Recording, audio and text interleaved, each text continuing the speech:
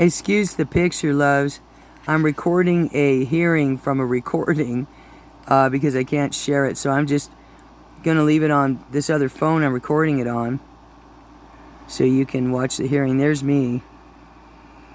There's me. There's Mr. Cordova right there. All right, we're convening in the 8th Judicial District Court County of Colfax, State of New Mexico versus Carlos Cordova in D-809 CR 2020-112.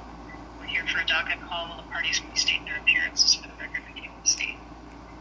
Good morning, Judge Laura Meyer, open for the state. Sarah Montoya, appearing on behalf of Carlos Cordova, who is currently incarcerated, remains incarcerated at BFDC, and he is appearing by video, Your Honor. Thank you. And Ms. Myrofer, is the state ready for trial? Your Honor, it's never done just due. I think that we absolutely can be ready. I think this would be the number one on the docket. We would just like a point of clarification. Your Honor, the defense counsel filed a witness list earlier this week, Monday, actually, of a couple of witnesses she announced she would be adding at our last docket call. It was over a month before that was actually filed. The state didn't have too much of an issue with that because we went ahead and added a witness to our witness list, so no motions were filed. However, the state did request pretrial interviews from Ms. Montoya, and she refused to set them up. She indicated to the state that we would have to reach out to those witnesses and to set up a statement with them.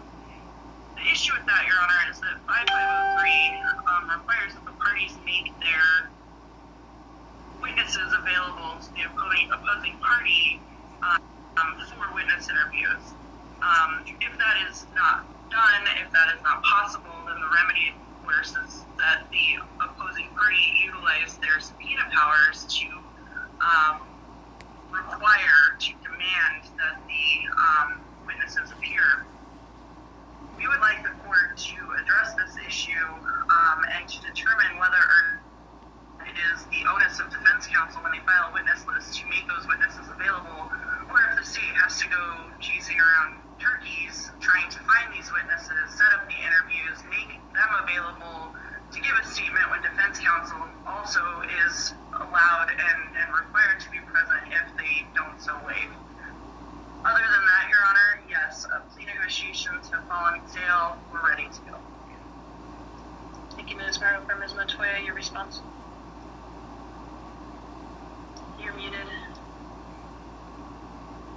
Your Honor, the state has sent over a request to interview our witnesses, and we responded to them in kind, saying if they wanted to interview them, to feel free to set that up at their convenience.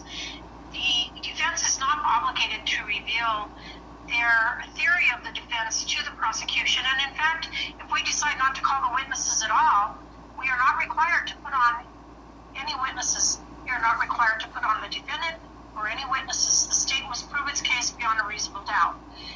The state's been aware of these witnesses since the time of the first witness interview of the CYFD worker who revealed who the foster parents were of the young children before they came to the home of Mr. Cordova.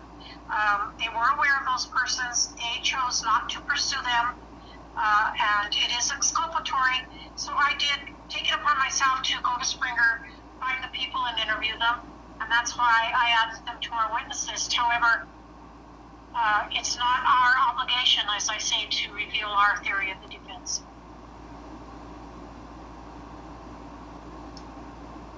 Any reply to that, Ms. Myrofer? No, that is not at all what the state is asking defense counsel to do. We accommodated a request by defense counsel to set up pretrial interviews with alleged victims, their father, and all other witnesses that we placed on our witness list. All we are asking is that defense counsel make those witnesses available for a recorded statement. We're not asking them to ask any questions of those witnesses. All we're asking is that she make them available. It is a in-kind response to the state making our evidence, our witnesses available to defense. This is by custom and by rule what is required And for us to have to go seek out these witnesses and organize a statement, again, a recorded statement, which defense counsel is entitled to be present for their witnesses, they intend to put on or may not intend to put on, but they notice that they could. Discovery.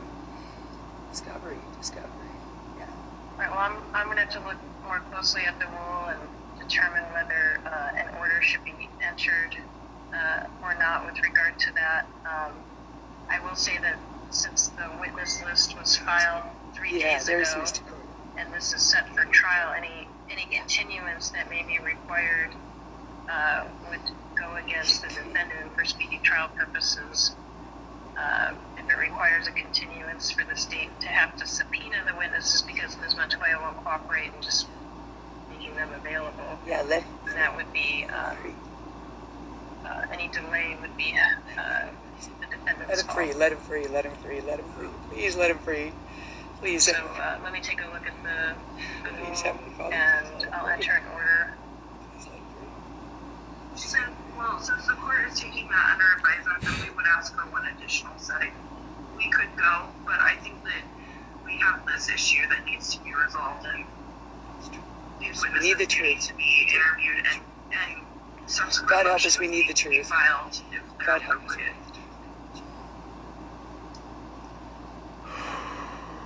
All right, I will. I don't know. I'm not looking at the others on the line.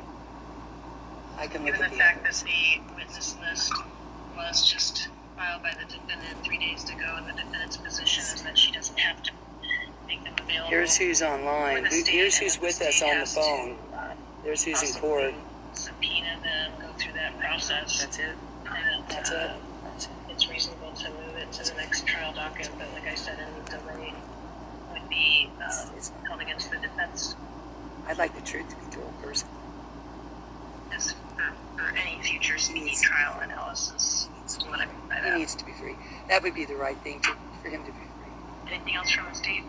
I know, but I like Laura. She wants the truth. I'm curious as to whether the state asked Ms. Ryder to be present for the hearing today.